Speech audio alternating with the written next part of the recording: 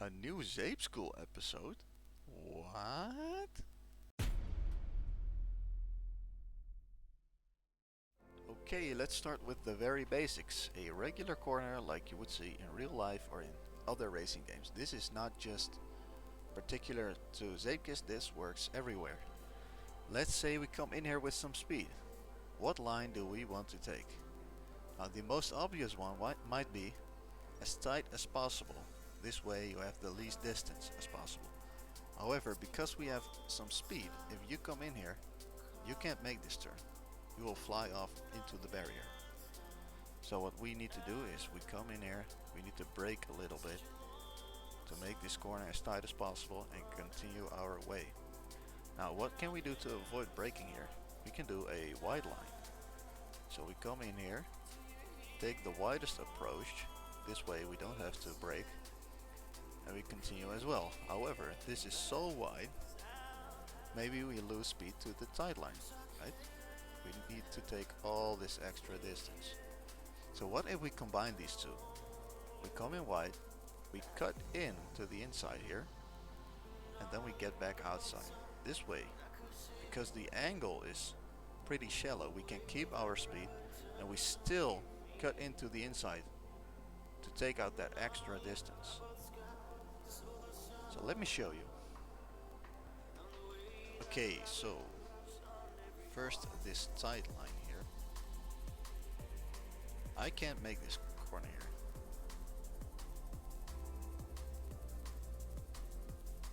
I will bump into the wall every time.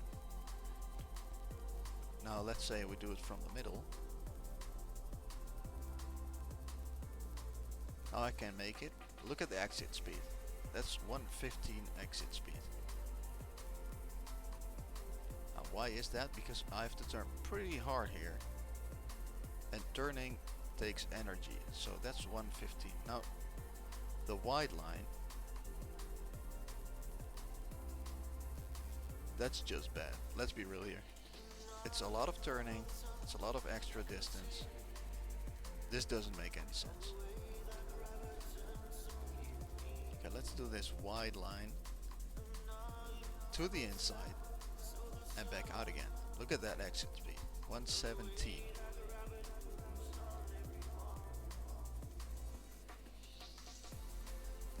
This is the proper way to take a corner. This also works in real life, also works in other racing games. That's just the racing line, right here. Alright, now for some Zeepkist style corners.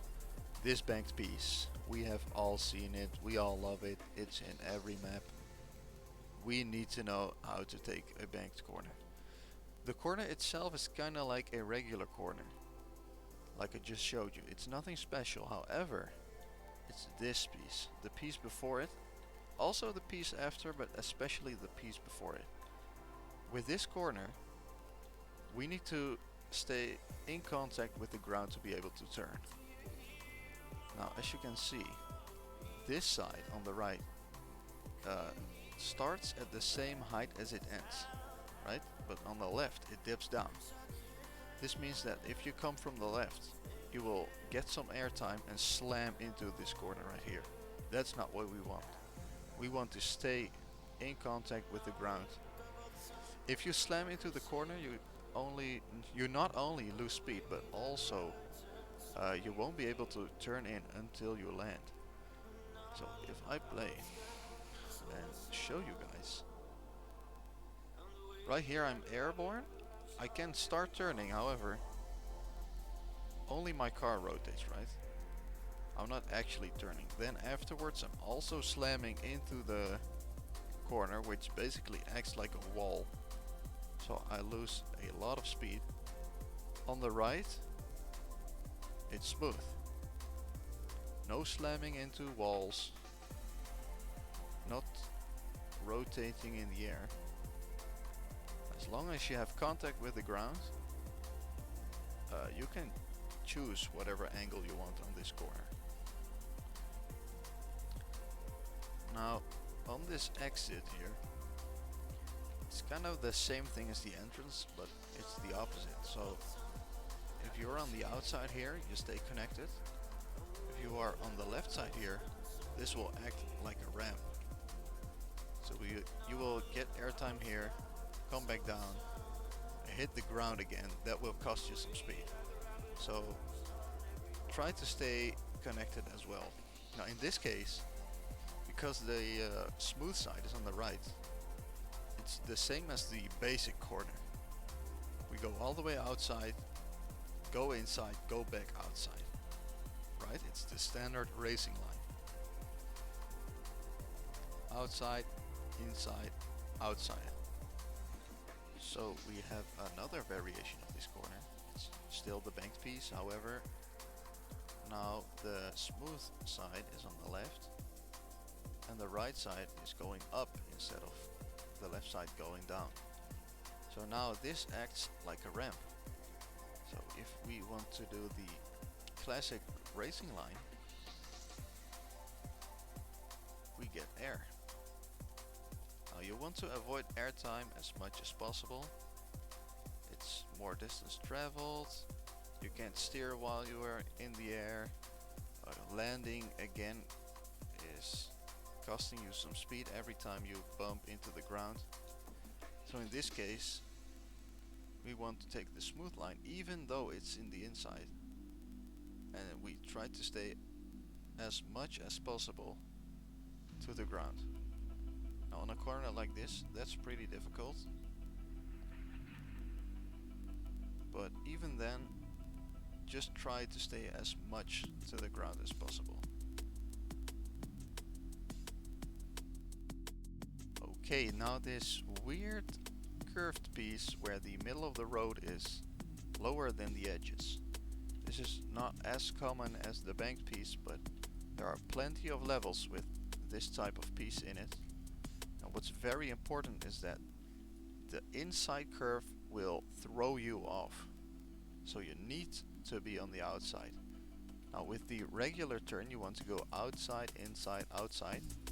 With a turn like this, you want to stay on the outside. If you go on the inside, your car will flip or you will skid out and you will lose a ton of speed. So if I go inside here, I lose contact and I fly off. Even if I go a little later into the inside, same thing happens. So with this one, stay on the outside, you will stick to the corner and there will be no problems. Now there are many ways to take a corner like this that might work, but that's a little more advanced. If you just want to complete levels and set down a time, just make sure you stick to the outside. Now this turn, it's basically the same, but instead of the road dipping down, it's the road coming up high like a bump. It's the complete opposite of the other one. So you want to avoid the outside, you want to stay in the inside here. Now because Zeepkist physics are weird, with this speed I can still drive on the outside. However, that's just way slower than the inside. On the inside, the curve of the turn will steer for you. It's a shorter distance, you just want to go on the inside. You can drive on the outside, but that's just not worth it. And I can also show you if I turn up the booster here. I will just fly off here.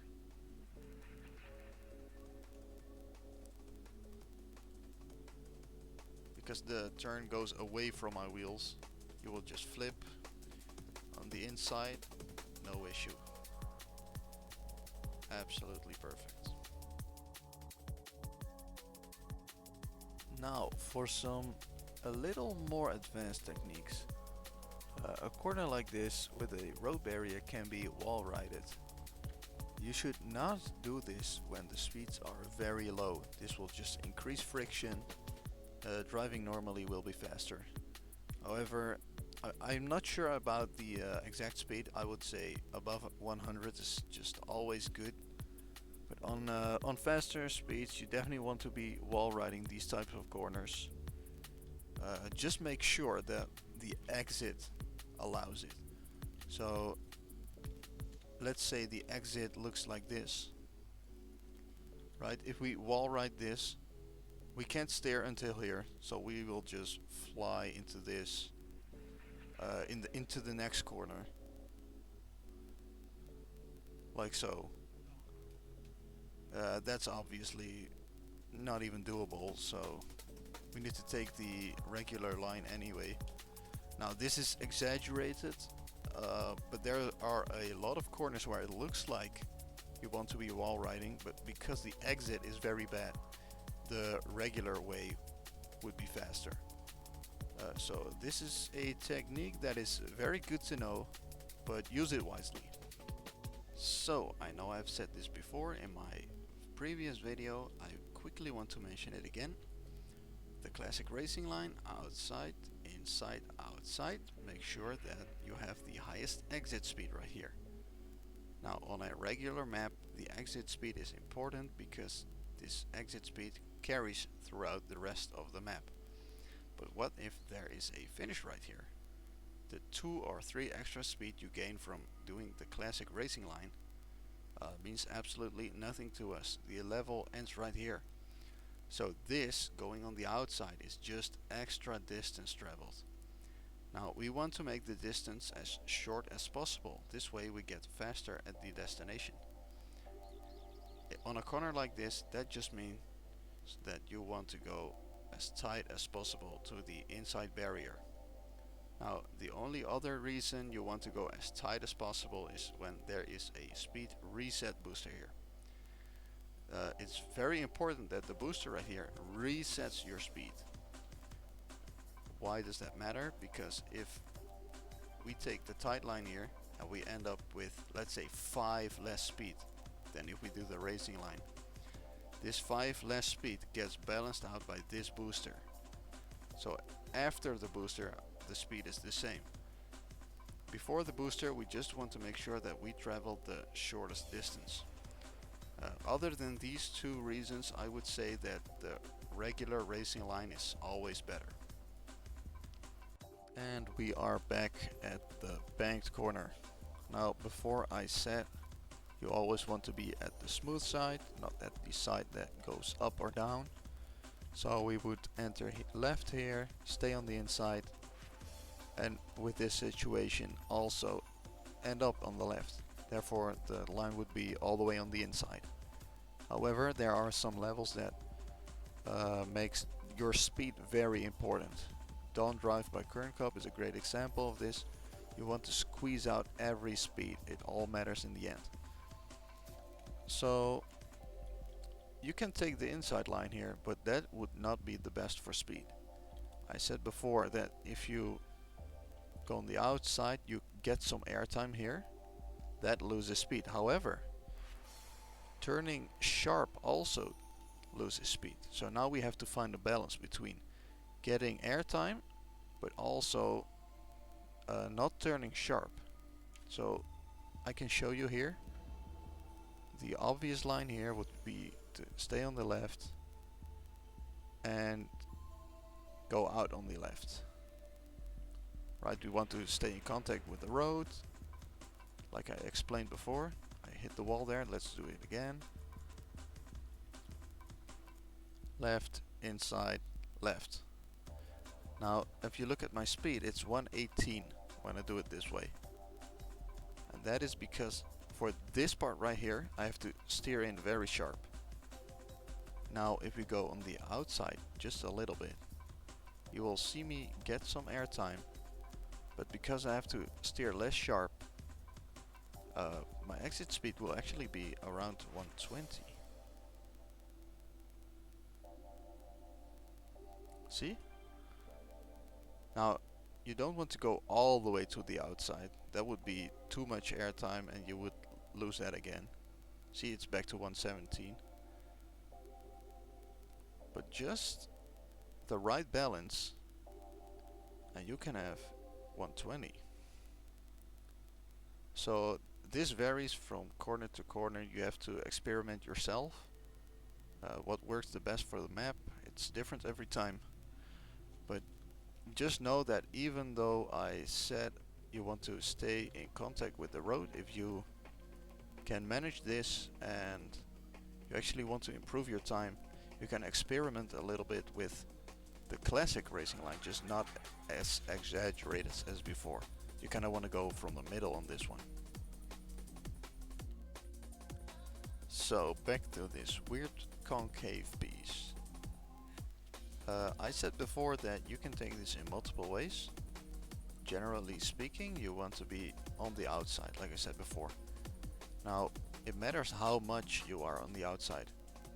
If you are, let's say, right here, you obviously won't fall off. That's only on the inside.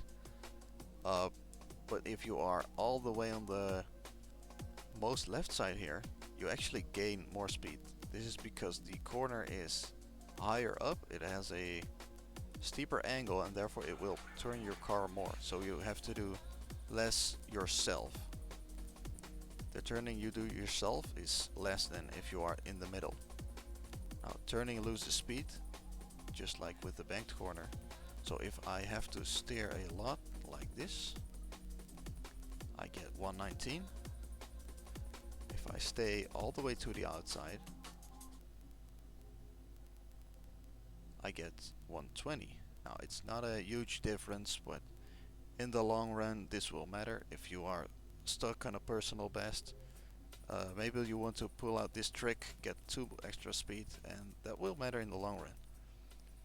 Now the other way to do it is, again, back to the basics. It's the classic racing line. Now on this one, because this is so steep in the middle here, you cannot go all the way to the inside. Your car will flip. So you kind of want to go about in the middle, maybe a tiny bit over the middle, and go back to the outside. Now I'm going to be honest with you, I am not sure when this is faster, but it has been faster for me on some maps. I don't think you will be using this one much, but as you can see, you end up with less speed, but it's a lot less distance traveled. 119, it's not horrible, but this line is so much wider than this line. So let's say the finish is right here. You can take this outside, but you will not be needing all this extra speed you get from this, because the finish is right here. So you want to minimize the distance and therefore minimize your time.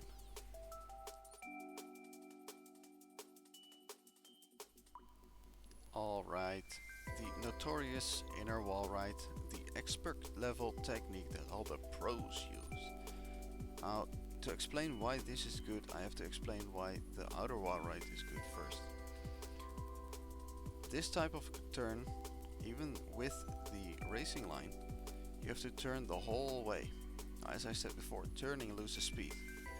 So the wall from the outer wall right here makes it so we don't have to steer at all.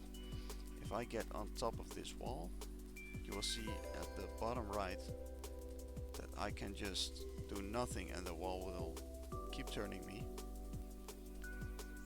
This way I don't lose any speed to turning, and that's why you gain so much speed with outer wall riding. Now the inner wall ride is basically the same. This is the same wall, but just on the inside. A little bit more difficult to get into and out to, but in principle it's the same. Now the inner wall ride is a difficult technique, and it comes really down to just having to practice this in online lobbies. If you see a turn that might benefit from this, go try it out. But the only tips I really have is that when I enter the turn, I tap downwards to not fly off the top of the inner wall ride, and when I exit I arms up. That way the car gets lifted a little bit, and it's just easier to get out of the inner wall ride. Now what's also important is when you have this turn, you want to make sure that you start the inner wall ride right about here when the turn starts. If you start way before, the chances of you falling off are pretty big, and with getting out of the inner wall right, you also want to be still in the turn. The reason for this is because your car, if you fly out of the inner wall right, your car wants to go towards the road here. Now that's where we want to go, so that's good. However, if we start to turn here, your car just wants to go straight. Because we are on the side, your car will just fall off. So you need to make sure you go out of the turn when you're still in the turn. Alright, that was it for this video. I'm hoping that was informative to at least some of you. Not just on how to get faster, but also on why something is faster. Now go and have fun Zeepkisting, and see you in the next video.